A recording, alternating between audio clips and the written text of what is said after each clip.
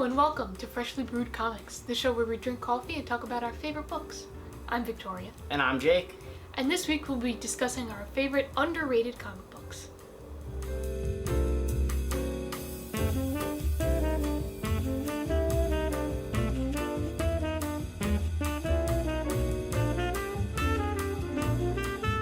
So Vic, what did you read this week?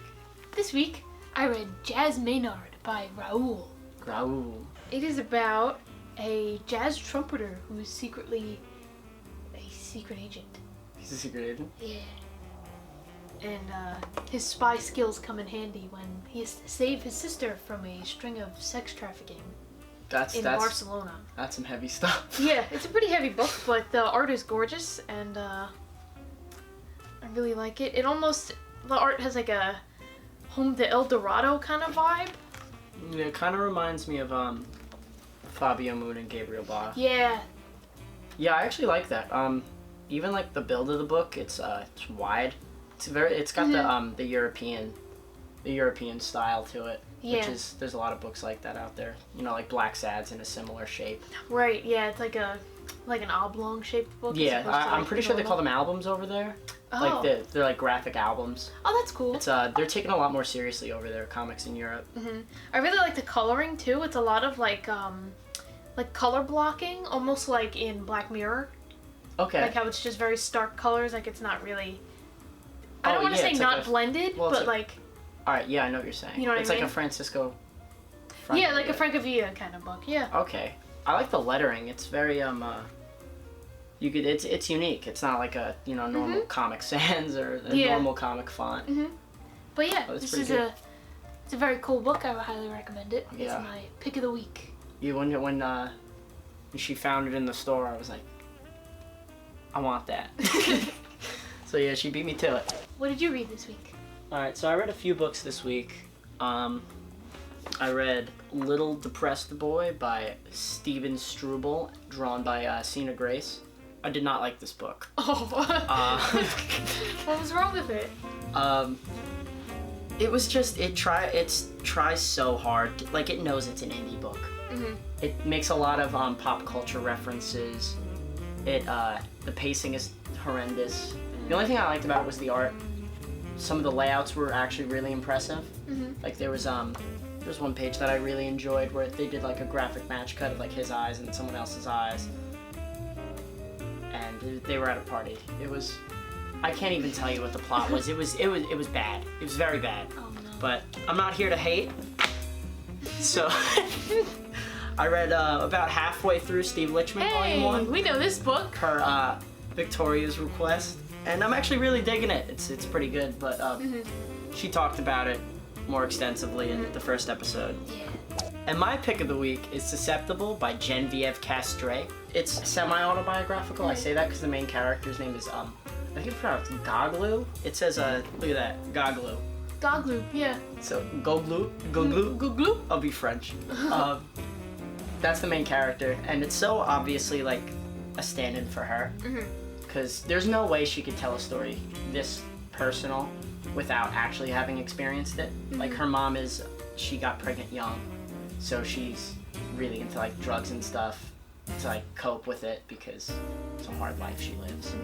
And it's just really good. It really hit me in a good spot because it was very relatable, I thought, especially once she hits those teenage years, because the book catalogs her life from when she was born to her being 18. So it was all of her life under her parents. She has kind of a stepfather, her mom's boyfriend they live with, and they don't get along at all.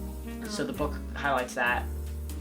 It highlights her experiences with drugs and how she started to go down her mother's path. And when you're reading it, you know it's sad, but like in the moment, it's like you can understand why she's at that point.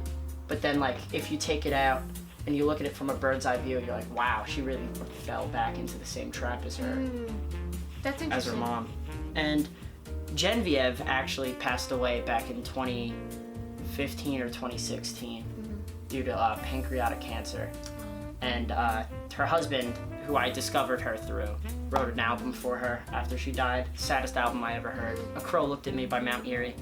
Look it up. Saddest album of all time. It's a really sad album. Very, very sad album. I listened to it on my record player at like 8 in the morning on like a gloomy day. I was like, you're gonna cry when you listen to this. If you'd like to check out some other books that we're reading, follow us on Instagram at Freshly Brewed Comics, where we post pictures of our current reads. So yeah, check us out.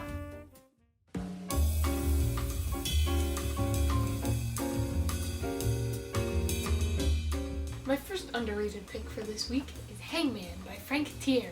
So Hangman, he's a urban legend. The protagonist, Mike Mineta, gets confronted by the Hangman, and the Hangman's like, I can't do this anymore. I need somebody else to be the new Hangman. It's gonna be you, Mike. Oh, okay, that's kind of cool. Yeah, so then Mike steps up and becomes this persona known as the Hangman, and it's really cool. And just hangs people? Well, he's like a hitman. He's like the hang hitman. And the tagline is that if the hitman's coming for you, no, the hangman. Now I'm thinking of hitman. The tagline is, if the hangman's coming for you, you're already dead. That's metal as fuck. It is, right? Yeah, that's good. Yeah. So right now, the only published works of Hangman as a solo character is this 4-issue trade, and then a one-shot written by DC. So I would just really like anybody to pick this character up more, because I think he's really interesting. And I actually met Frank Tieri at Comic-Con last year, and I told him how much I love this book, and he said that he'd be willing to revisit it one day. He really wants to, so I hope that'll come into reality one day. That would be very cool. So the first book I'm going to talk about today is Parker by Darwyn Cooke. These are all based off of Richard Stark's Parker novels, which were all crime-related novels about the titular character, Parker. Mm-hmm. He's kind of like a criminal for hire. People will hire him to do heists, they'll hire him to kill other people, and he's kind of just a badass. Like, he does whatever. He doesn't care. He's sick. He's awesome. Love that guy. The first 2 books, there's 4 of them. There's 4 of these little guys, or you can get this Parker Martini edition right here, which collects the first 2 in an absolute size format. Are they gonna release another one with the second 2? I don't think so. Oh. I mean, there was supposed to be a 5th one, but then Darwyn Cooke's untimely passing in like 2016, 2015. Mm-hmm. So, unfortunately, they cut it off at book 4, because you can't make any more. Yeah. But for my money, they're the best crime comics ever written, ever drawn. It's a shame that nobody reads my next pick, The Nobody by Jeff Lemire.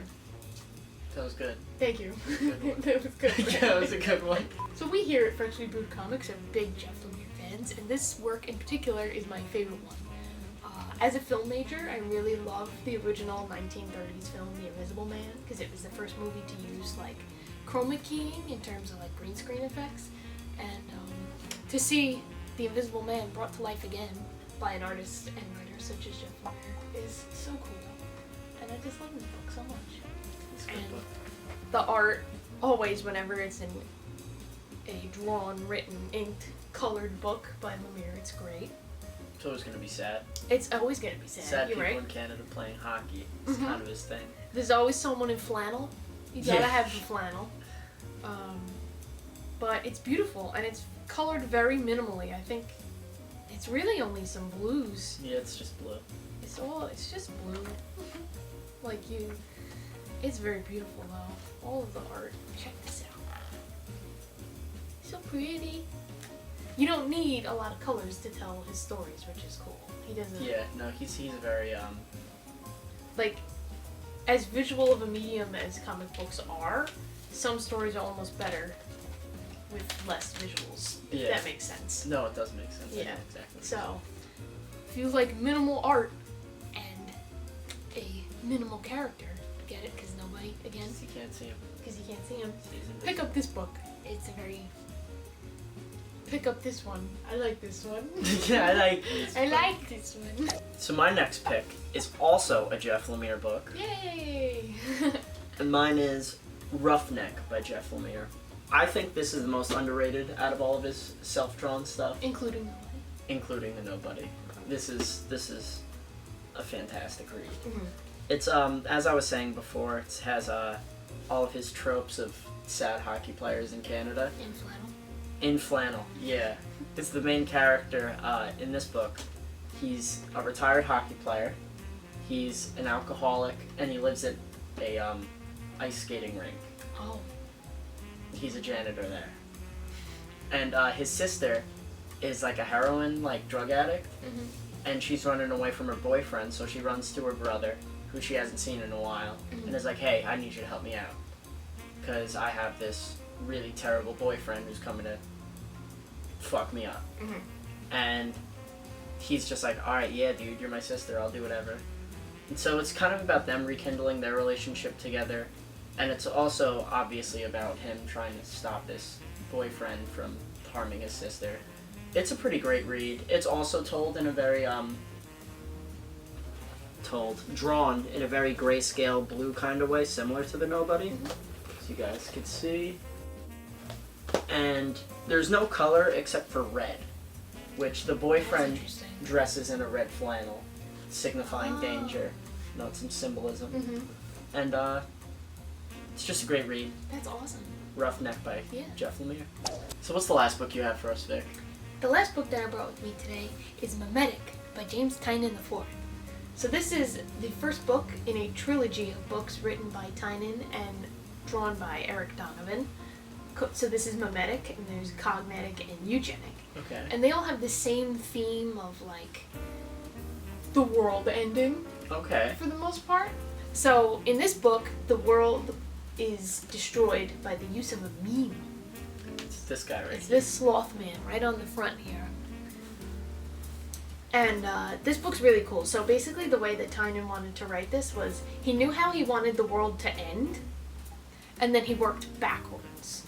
So he had the ending in mind, and then he wrote back to how the meme started, and then how it spread around. And surfaces on Reddit too. Yes. It's fun. It's very cool. So I don't hear a lot of people talking about this book and these 3 books, and I think these are great. If you're a big fan of Tynion's work like I am, I think you'll really enjoy this. It's highly experimental, and it's really, really, really fun to see how the world can be destroyed by a sloth giving a thumbs up. So the last book on my list this week is Orion by Walt Simonson. Ooh. This is one of my favorite runs of all time. It's in my top 5 of all the books in my collection.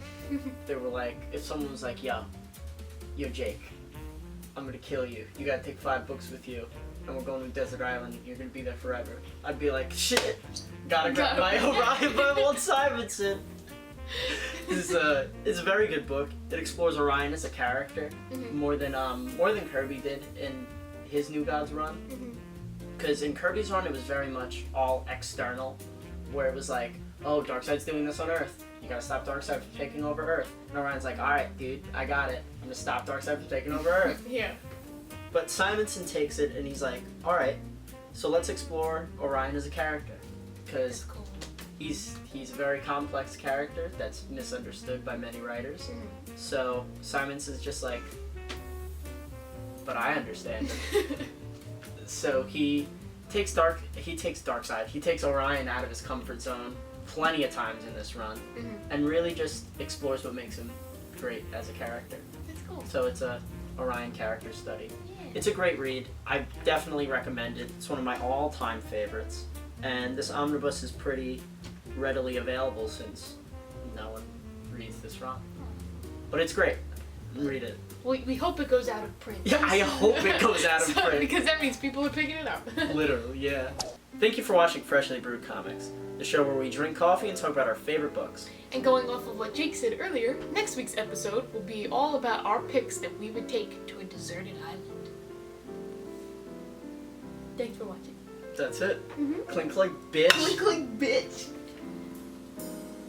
Thanks for tuning in to this week's episode of Freshly Brewed Comics, the show where we drink coffee and talk about our favorite books.